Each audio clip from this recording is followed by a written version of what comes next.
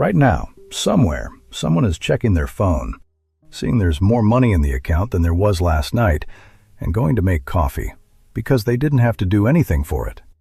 The first thing that comes to mind is stocks, crypto, real estate. Forget all three. This is about businesses that look so boring, 90% of people don't even register them as a business until they find out how much they bring in every month. I went through 20 of these models, from the modest ones to the ones that turn into 7 figures, and put them all in one list. Some of these will be uncomfortable to hear because you've probably already run into the chance to start one and walked right past it. If you watch this whole list and remember just one idea, make it the last one. It's not about a specific business. It's about why some people get rich while others just work a lot. Let's get into it. If this is your first time here, quick intro. For the past few years, I've been digging into how profitable but invisible businesses actually work, what it costs to get in, what they really bring in, and why almost nobody goes there. And one conclusion keeps repeating itself. The people who got rich weren't the ones who invented something brilliant. They're the ones who took on a boring job everyone else turned down. That's exactly what today's list is about. Let's start with something you see every day and never notice. A guy in a harness washing the windows of a high-rise. Sounds like dangerous physical labor, not a business. But contracts to wash the windows of office towers and hospitals pay in the $400 to $1,000 range per workday, and most operators run on annual contracts that renew automatically. Why does almost nobody go into this? Because it looks like manual labor, not business ownership. But an operator running 3 two-person crews, specializing only in hospitals and offices, bills $300,000 a year and has never once gone up himself. The barrier here isn't money.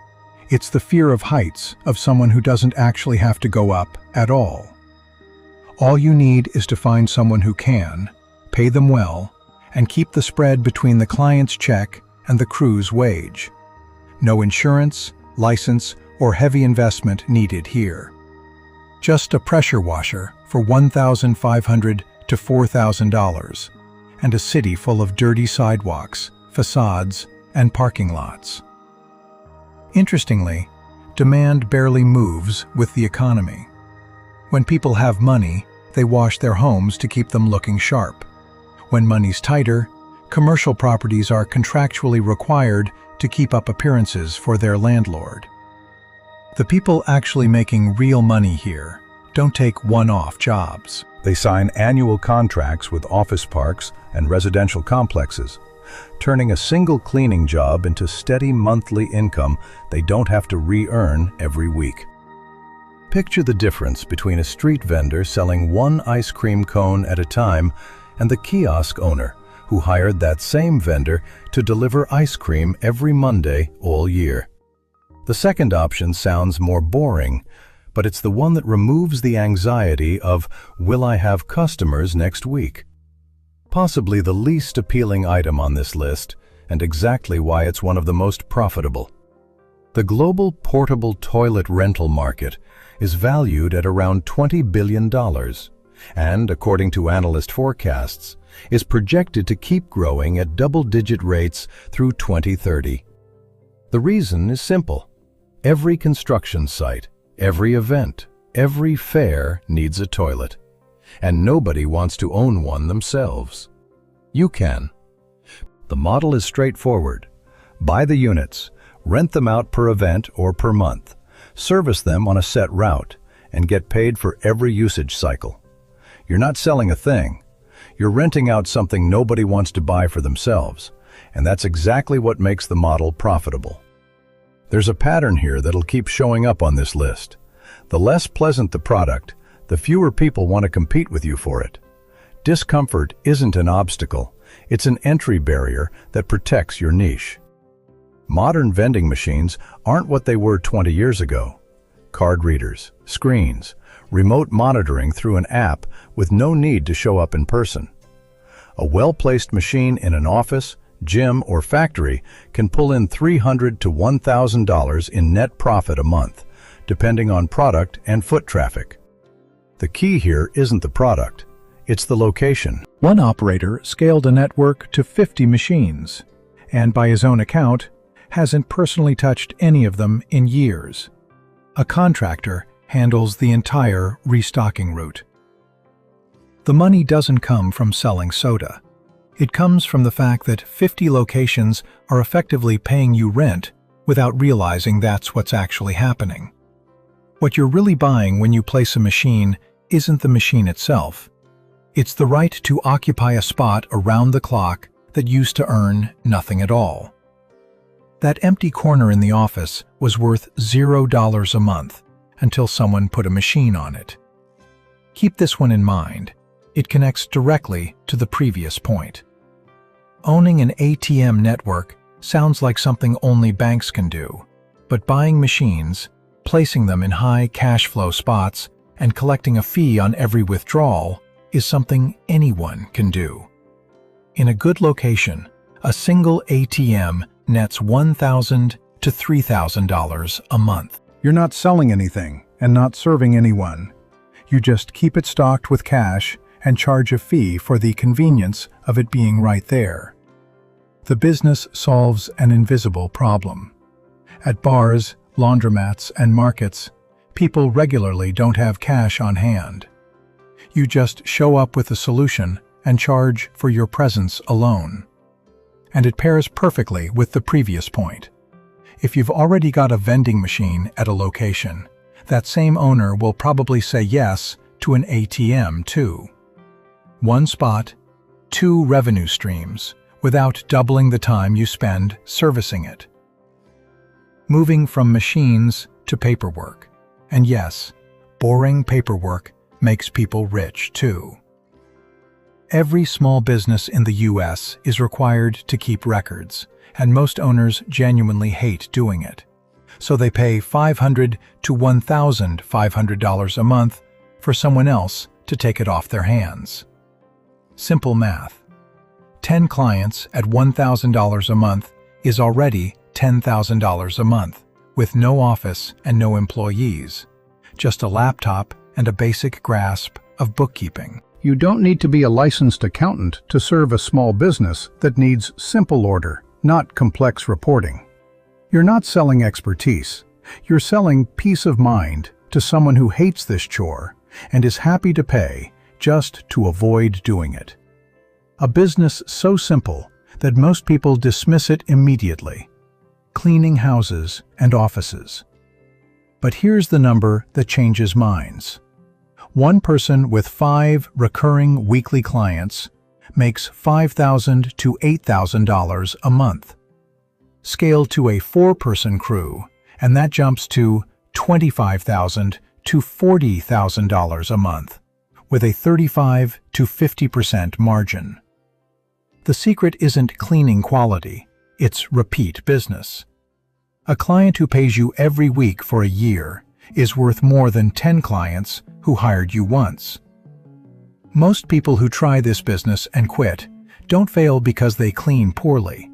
They fail because they chase new clients instead of holding on to the ones who already trust them. Keeping a happy client is always easier than convincing a new one every week. Nobody wants to think about cockroaches, but cockroaches don't care whether you want to think about them or not, which is why demand for this service never drops. The defining feature of this business is automatic recurrence. Sign a monthly service contract with a restaurant, building, or home, and you get a contract that renews itself. No business wants to risk a health inspection over a pest problem. It's one of the few services where the client comes to you instead of the other way around. When you need to sell, you have to persuade. When the client urgently needs something, they just pay whatever you ask. Pest control is almost always in that second scenario. One of the most studied, boring businesses in the US, and recent data shows something many wouldn't expect. The laundromat industry generates roughly $6.8 billion a year, with average revenue around $150,000 per location, and margins reaching up to 35%. Here's a number that's hard to believe. About 95% of laundromats are still operating 5 years after opening. Compare that to any new restaurant, and it's easy to see why serious investors prefer washing machines to a trendy cafe. People will always do laundry. That doesn't change with the economy, technology, or trends. There's a detail few people account for. A noticeable chunk of revenue no longer comes from the machines themselves, but from what surrounds them. Drink and snack vending, an ATM, free Wi-Fi that keeps people inside longer. A laundromat quietly turns into several mini businesses under one roof. We're halfway through the list, and if you thought the rest would look similar, the next items get a lot more interesting and a lot less obvious. If you've ever wondered why every city has more and more self-storage facilities popping up, here's your answer. The U.S. self-storage market is valued at over $45 billion, with more than 50,000 facilities, and nearly 1 in 8 households in the country rents at least one unit, a share that's grown over the past couple of years. The reason for the growth is simple. New housing keeps getting smaller, and people's stuff doesn't. The business isn't selling square footage. It's selling a solution to a problem modern life itself creates: nowhere to put your things. There's a detail rarely mentioned. The fastest-growing customer segment isn't families moving house. It's small online sellers using storage units as warehouses just to avoid paying for full commercial space. Storage stopped being a place for keepsakes. It's now quiet infrastructure for small business. We're heading into the second half of the list, where the businesses get more interesting and less obvious. Buying an industrial mower, scaffolding, or a professional saw costs thousands of dollars most people aren't willing to spend for one weekend's use. That's why equipment rental is a quietly profitable business. You buy the equipment once and rent it out dozens of times over its lifespan. The typical customer isn't just the neighbor who needs to mow a lawn. It's the small contractor who needs a piece of equipment for 3 weeks and has no reason to let it sit idle the rest of the year.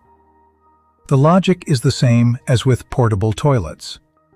You take on the cost of an expensive item once and charge dozens of different people for short-term use.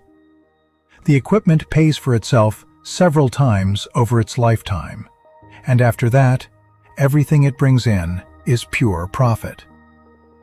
This one's surprising because it sounds like a hobby, not a business. But there are people making serious money buying wholesale lots of collectible cards, spotting the valuable pieces, grading condition, and reselling on specialized marketplaces.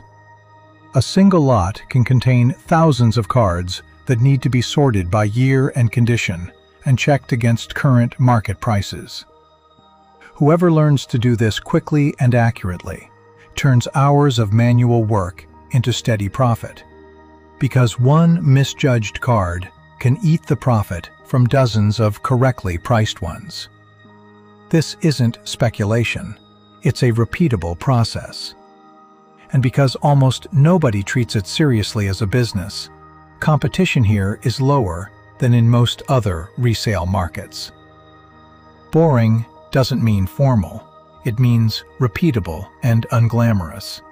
And disciplined daily card sorting fits that description perfectly. Think about something you've probably never thought about. Screws, plastic parts, small connectors that literally hold together everything you use. Nobody dreams of manufacturing screws, which is exactly why there's almost no competition there. A manufacturer focused on custom plastic parts for specific industries can reach millions of dollars in annual revenue simply by solving a technical problem that's too small for large factories to bother with themselves. No major factory is going to stop its line to to produce 1,000 custom-sized parts for one client. An order too small for the giants is exactly the right size for a small manufacturer who knows who to sell it to. You don't need to build the next social network to make money on software. You need to solve an operational problem in a specific niche that big companies consider too small to bother with.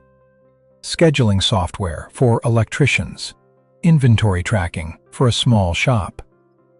While everyone else competes to build the next viral app, there are developers steadily earning by solving routine problems for businesses that already exist and are already willing to pay. A common mistake is thinking software has to be brilliant.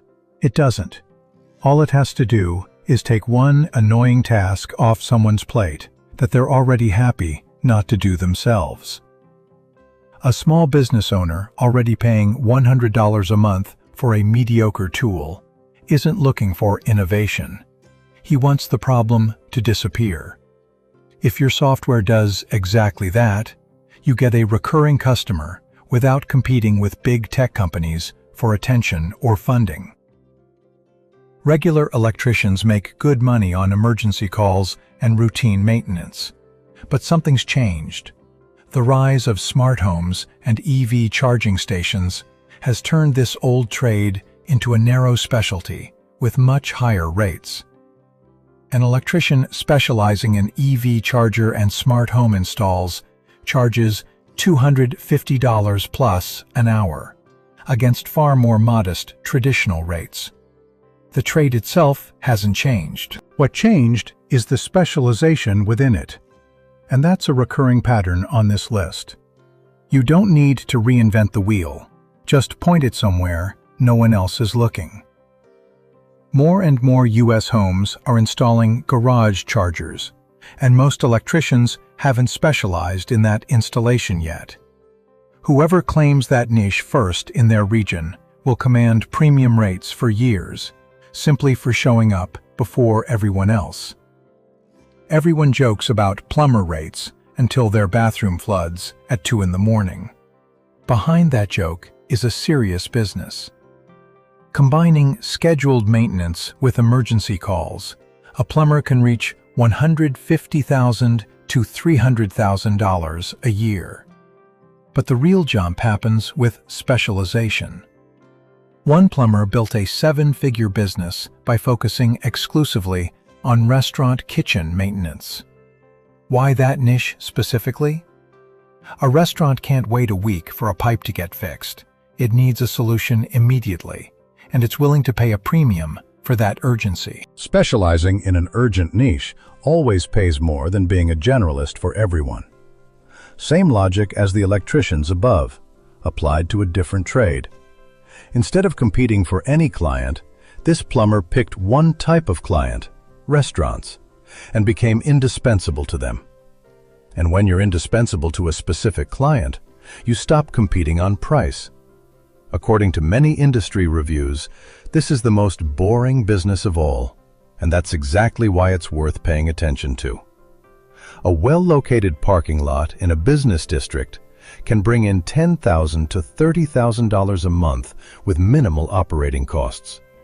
An operator running 5 small lots in a commercial area reaches $600,000 a year in an almost entirely passive way. There's no product to sell here, no inventory, no customer to serve with a smile. Just empty space, a good location, and people willing to pay to leave their car there for a couple of hours. It's literally a way to make money off empty land. This business doesn't compete on innovation, marketing, or service. It competes purely on location. And unlike an idea, location can't be copied overnight. Whoever claims the right corner first keeps the advantage forever. Important caveat: franchising isn't for everyone, since it requires significant startup capital. But the numbers explain why it remains one of the most predictable paths to high income. The average annual revenue of a service franchise is around $1 million, with an average startup investment of about $275,000 and roughly 18 months to break even. Franchises make up more than 10% of all businesses in the US and account for around 3% of the country's GDP. That McDonald's you drive past every day probably isn't owned by the corporation. It's owned by an ordinary person who decided to buy a proven model instead of inventing one from scratch. What you're actually buying when you buy into a franchise isn't the brand. You're buying the instruction manual. Someone else already made the mistakes, worked out the process, and spent years testing what works and what doesn't. You come in to execute a proven system instead of building one from a blank page. And that dramatically lowers the risk compared to a fully new business. Pay attention to this one. It's different from everything before it. This isn't about which business to run, it's about how you get it. Most people assume the only way to own a business is to start one from zero. But buying an already running, boring business, a laundromat, a cleaning company, a pest control service, removes the biggest risk of any new venture. The uncertain stretch where you don't know if the idea will take off at all. Walker Deibel, author of Buy Then Build, made a point worth remembering. Buying a business with already proven cash flow generally gets you to financial freedom faster and more safely than starting one from scratch. Businesses with recurring revenue sell for 3 to 5 times annual earnings, while businesses dependent on one-off sales sell for just 1 to 2 times annual earnings. Buying money that's already flowing, instead of betting on money that might flow someday, completely changes the risk equation. That's why so many owners of boring businesses aren't the ones who came up with the original idea. They're people who found an already running business with existing customers and decided buying it made more sense than competing against it from zero. Every one of the 19 businesses above can be built, or simply bought ready-made. We've reached number 1, the one I mentioned at the start, the one that matters more than all the rest, and almost never gets talked about when people discuss boring businesses. It's not a specific business. It's the principle that connects literally all 19 before it. The difference between slowly getting rich and never getting rich isn't which business you pick. It's whether that business pays you once or pays you every month. Picture this. If you sell ice cream, you earn once. If you rent out an ice cream cart to someone every month, you earn every single month, without ever selling another cone yourself. That's the exact same difference between the laundromat, the storage facility, the pest control service, the monthly bookkeeping, and the ATM on this list. They all share the same invisible structure. The client pays, leaves, and comes back to pay again next month, without you having to convince them all over again each time. Next time you're weighing an idea, from this list or one of your own, ask yourself first, does it pay once or does it pay every month? That single question instantly filters out 90% of the ideas people chase and leaves only the ones that actually build long-term wealth. When I was first getting into business strategy, I was also chasing that one brilliant idea, the one nobody had thought of yet. That took years. And what I eventually realized, studying the patterns of people who actually built wealth, is that almost nobody got rich by inventing something new. They got rich by executing something old better than everyone else, with a consistency most people simply don't have the patience to sustain. We all grew up on stories about the garage where a world-changing company was born.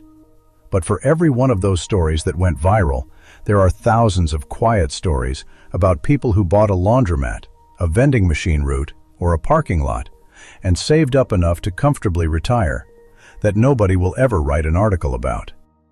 Those stories don't make it onto social media because there's nothing flashy to show. But they're the ones that are genuinely common among people who actually built lasting wealth. I want to end with a real example of what this looks like in the lives of two different people. Theo was 32 when he decided he wanted to be his own boss. He spent 5 years searching for the perfect idea, an app, a unique product, something nobody had done yet.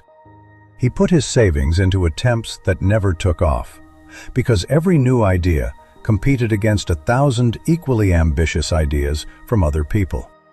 Today, at 37, he's still employed and still looking for that one idea.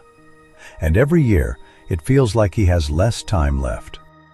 Maria was the same age as Theo when she started, but instead of chasing something new, she bought a small dry cleaner that had already been running in her town for 12 years.